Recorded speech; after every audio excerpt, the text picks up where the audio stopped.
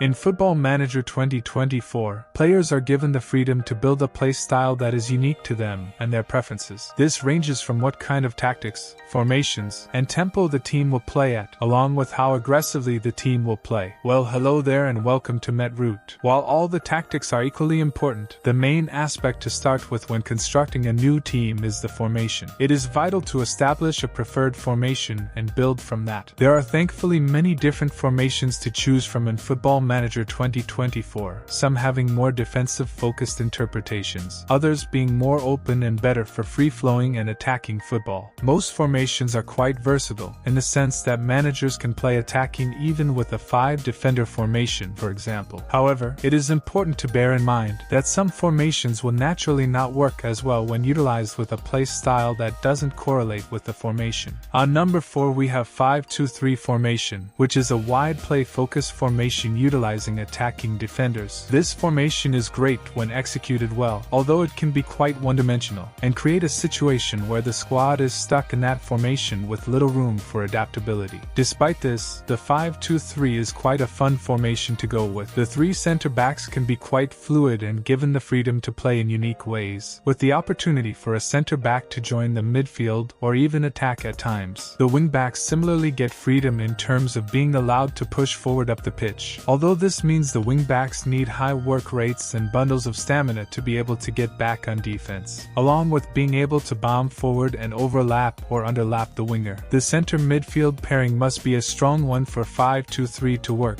as they will need to be able to get up and down the pitch and be able to deal with midfield overloads, as many teams will have 3 midfielders, creating a difficult situation for the midfield pair in a 5-2-3. Managers can combat this by having the wingers tuck inside and playing in support roles, as opposed to being all-out attacking wingers. Managers should look to set up their team in tandem with the player's traits. Having a star striker who thrives as a deep-lying forward would be best, as they will need to drop slightly deeper to get the ball in this formation. However, a false 9 or trequartista would also work if the wingers are deployed as inside forwards, or inverted wingers, where they will often shoot and look to score goals from the wings. On number 3 we have the 4-4-2 formation, which is a classic and solid formation, often linked to the classic English style of football that looks less at being too spectacular with tactics, and is more about having a solid unit of players that work hard. 4-4-2 is very effective against the more flamboyant formations of the current footballing era. Having 2 strikers instantly gives an interesting attacking dynamic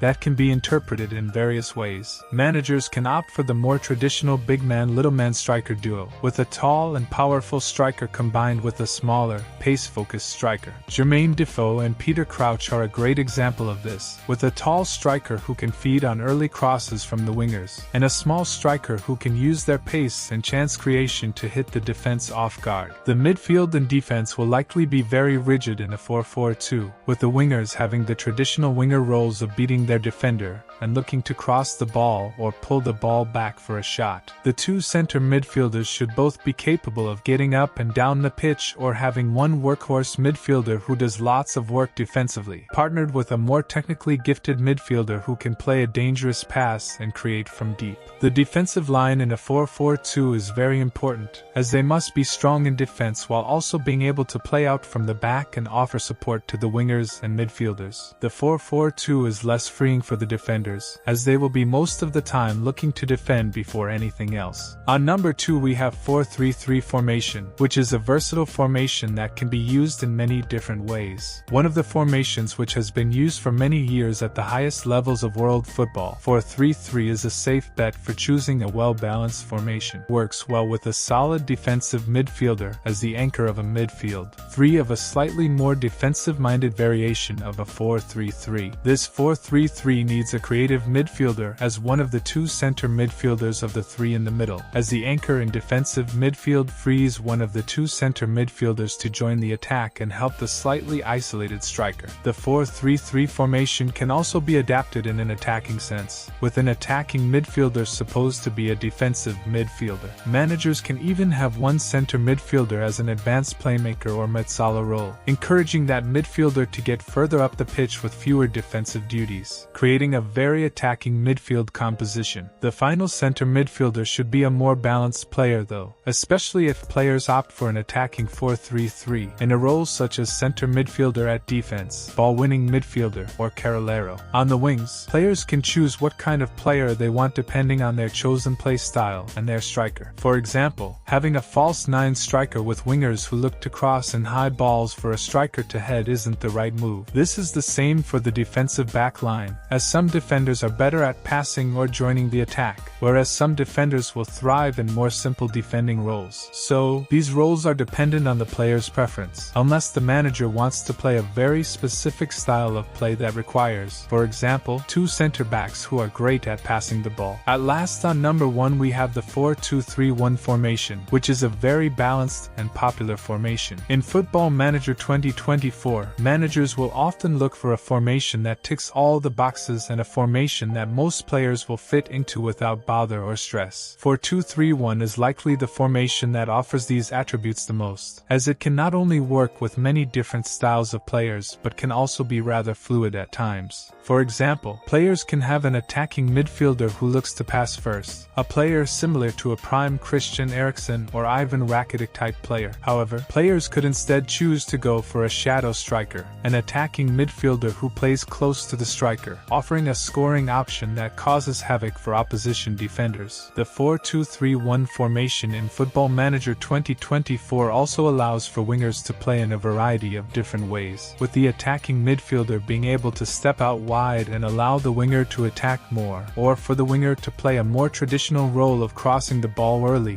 and almost playing like a second attacking midfielder. The 2 defensive midfielders in a 4-2-3-1 will likely be a creative defensive midfielder who can dribble and pass, alongside a pure defensive midfielder whose attributes are more focused on work rate, intercepting a pass, and strength. The center backs and wing backs can be customized to suit the manager's chosen style of play, whether it be a possession-based play style that focuses on quick passing, or a counter-attacking style that focuses on springing quick attacks. Many different styles work very well in a 4-2-3-1. That's it for today. Hit that subscribe button and ring the notification bell to stay updated. Also, let us know in the comments if you want more game guides for any games or any top game lists. I'm Metroot signing off, and we'll see you in the next amazing video.